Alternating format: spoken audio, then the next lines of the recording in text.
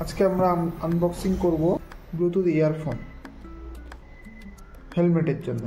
অটোরোজের 1 ইয়ার warranty রয়েছে। এখানে high frequency wireless V5 version 5.3 large capacity battery আর ডিটেলস লেখা রয়েছে। এবার চলো এটাকে আনবক্সিং করি।